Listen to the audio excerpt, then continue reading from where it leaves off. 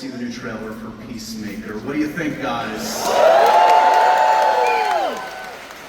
This is, of course, the next chapter in James Gunn's DCU. The series premieres August 21st on Max. 8 episodes.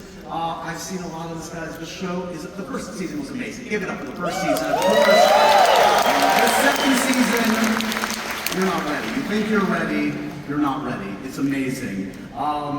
We have an amazing panel. We'll get all these seats. Should we fill some seats and talk about Peacemaker? Yeah!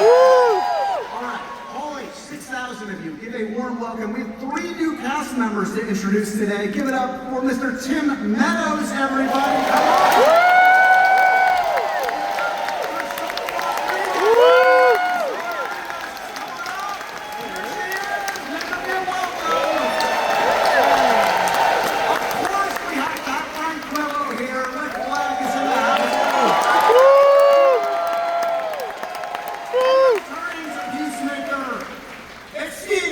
Everybody, come on! Vigilante himself is here. Clancy Stromo, come on out, buddy! Don't mess with this lady. Hardcore is here. Jennifer Holland, everybody, come on out! I mentioned him before. This show does not happen without an executive producer, creator, writer, director. It's James Gunn, everybody!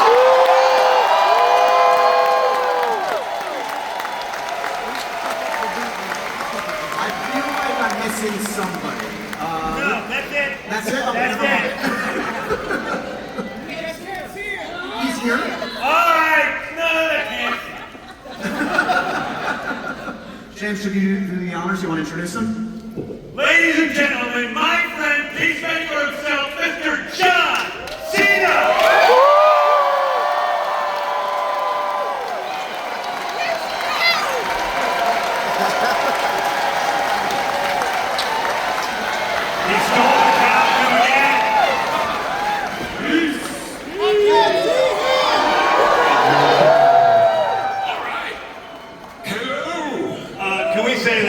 I just want to say one thing real quick, that we are very sad because Danielle Brooks came down with a little, both she and I, we went out to dinner last night. She and I both ate something that didn't agree with us. I got over it by this morning, but she sadly was so excited to be here with everybody. And she couldn't come at the last minute, so I'm so sorry, but Danielle's not here. But hopefully you guys...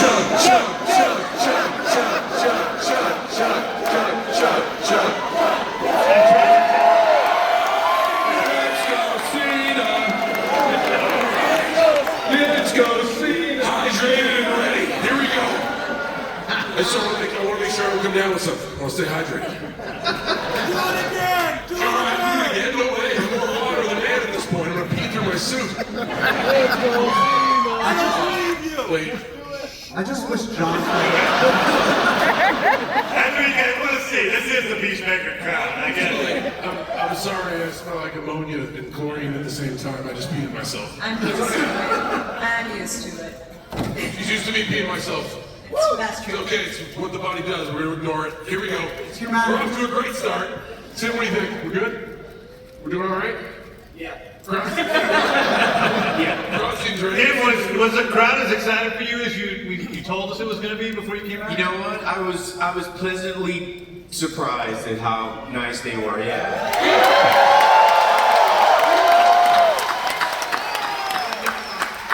My only issue right now is I can't hear us. Like if there's like in rock and roll, they have monitors up front where the sound bounces back. So I'm going deaf. That's what I'm saying, everyone. Sorry. We can hear you. I love you, Tim! I love you too, Mom. Usually I would imagine it's hard to get an actor, out of a costume. It seems like Mr. Cena here, like you live and breathe this. This is Comic-Con. This is where we're supposed to do. Costume right there in the front row. Right on. Thank you so much. Appreciate you. And I had to borrow this again. James is kind enough to loan it to me. This one is not mine. It is a rental. You did not ask for it. Perspective is everything. This is borrowed with permission of James Gunn. Hey, you, Tim Tomato. Appreciate it. Before we dive into this awesome new season, I do want to say, look, this is the first time, James, you've been in front of a crowd since Superman. I just want to...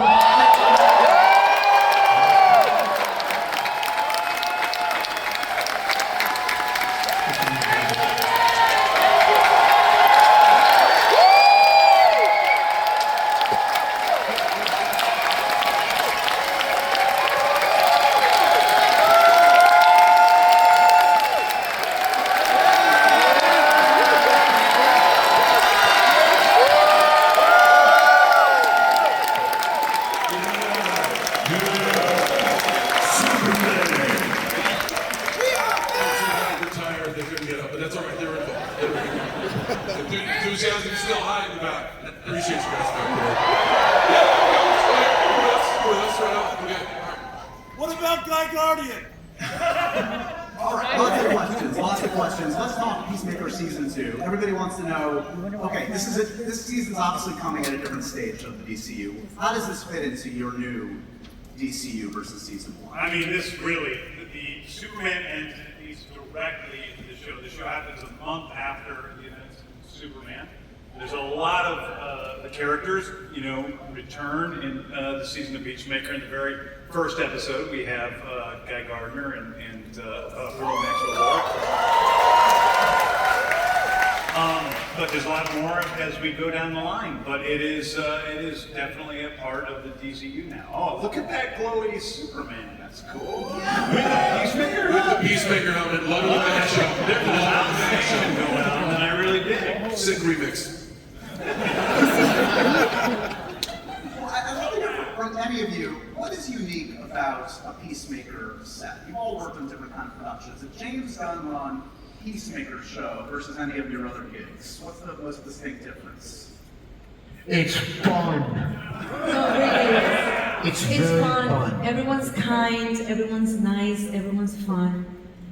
Yeah, it's an honor to be in his set. I'd say one of the things that's the most unique for me, and for a lot of people, I think, is that James improvs while he improv writes while we're filming, and so he's throwing us improv lines while we're shooting, and he just is having so much fun while he's doing it. He's laughing the entire time. We can't understand what he's saying most of the time because he's trying to get it through the laughter. But it's part of what they're talking about. It's a lot of fun. Talk to me a little bit about the big idea behind the season. Look, we know now that we are dealing with a parallel universe, James. Is that where you started in terms of like the big idea behind this? Yeah, I mean, this is really about now, one of the things I wanted to make sure we did was that I really like TV shows where the characters don't just return every season and they're the same exact characters. I want to see growth, I want to see change, and sometimes regression.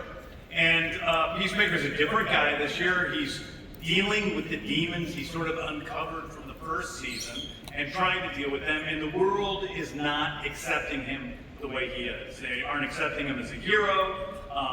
He's in love with Amelia Harcourt. She isn't accepting him, so he's not getting anything he wants, and he discovers a parallel dimension through the QUC, the quantum unfolding chamber, and he thinks it's the perfect universe, and that is the beginning of the story, and kind of goes from there.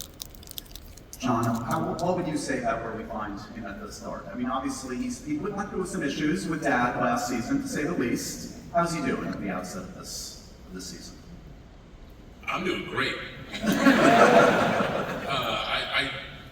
I applaud James, and I've said this before, I'll say it again. I think your ability to tell stories through super circumstances, but make material we can all relate to is important, because when we watch these larger than life characters go through their journey, that's something we want to root for, but it's even more something we get more enthusiastic about when it's a journey that we can relate to.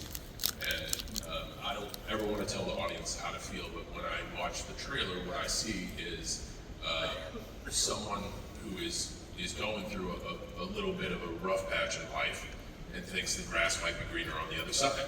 And that's a journey that a lot of us can relate to. So I think people will enjoy that lane of the season, because it hits home. We've all thought that, man, the grass might be greener on the other side. So I think Peacemaker, Chris Smith is just going through a patch in his life where the world's, nothing's going right or very little is going right, and he thinks the grass is greener elsewhere.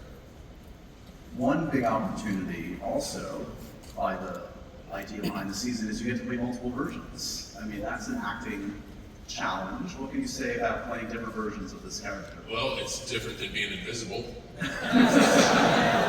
James, I see right here, members of the audience may be under 18 years of age. So choose my words carefully. James effing hates the "you can't see me" jokes. I love them, but man, I do love them. Nobody's next to James Gunn. Why are they there? It's just a floating helmet. What's going on? That's it. There it is. There it is. We get it. That's the one. There it is. James Gunn, extra Jones, ready? Look at that, he's so frustrated. I love him, he doesn't like him so much, but multiple versions of myself is quite different than being invisible. Tell him about the vampire version. John, tell him about the vampire version. The vampire version of what? The Peacemaker in the alternate universe. Steve, Vampire Peacemaker. Steve, I have a feeling you had a different experience. Someone blocked out. Someone did not get I around. don't want to take that away from you, but I have a feeling you might have been. Is that why none of you guys were around when I was shooting? Was I on a different show? Is he on a vampire show now? What's going on? It's a CW show, I think, from 1997. Man, look, the elephant in the room, we all want to know about the opening credits. Yes. I mean, come on. Are you ready to spill? What can we expect? I mean, the iconic first season opening credits, how do you live up to that the second time around? Well, I mean, I think you start by not trying to overdo it because you for the first season, one of the miraculous things about that opening credits was that nobody saw it coming. Like I was counting down the days to the day that we premiered, and people couldn't believe what they were seeing. Everybody knows there's a dance scene coming, so it isn't trying to one up the first season. It's bigger. It's a different vibe to it. It's a different song. New characters, great dancers like Frank Grillo. They're not very good at all. Maybe the best dancer. Is that a dark day on set for you, Frank? What do you remember? Well, I remember it started, well, first of all, when I showed up, James thought it would be funny to plant my face on people's t-shirts. Oh, that's right. When I was on a soap opera. And And they did it was a beautiful day for me. But no, the dancing started out as something I reluctantly did because I'm a very serious actor. And it turned into me being the best dancer on the stage. Anyway, it's not a big deal. Besides Frank, I do feel like, Jennifer, you're like the ringer in the group. It's almost like, we see your talent. It's kind of annoying. Come on, we get it. Is that like your favorite day on set versus Frank's least favorite? We have an amazing choreographer, Chris Barton, who took James's idea and the vibe that he was going for and created something that was really special and really fun that we all got to do. So I did have an amazing time doing it. This particular new dance sequence, I get to do, I don't want to spoil anything, but there's one particular thing that I requested a move. I didn't request to anyone other than the universe. I was like, universe, allow me to be able to do this move from this. What move is it? Can I say it? The New Mexico banana. Okay. Yeah, do it. Don't say it.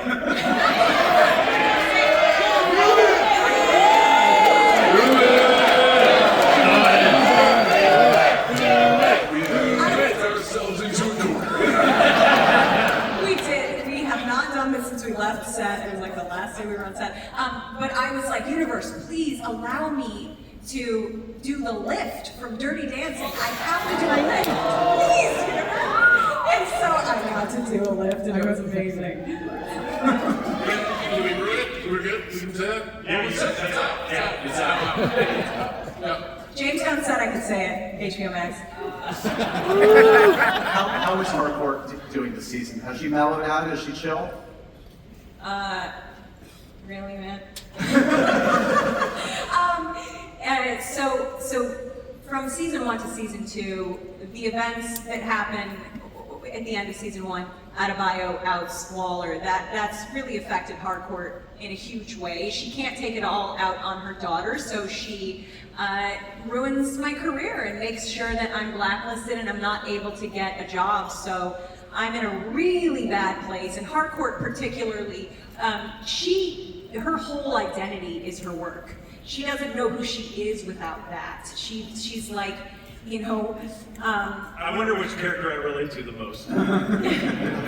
That's true. Honestly, I have never thought about that. That's so funny. Yeah, she does not know. She feels naked without her work. Really, like it's a really vulnerable place for her. So she is totally lost, and you kind of get to see how that manifests itself and the amount of sort of put on confidence that comes from that type of vulnerability in the type of person that Harcourt is.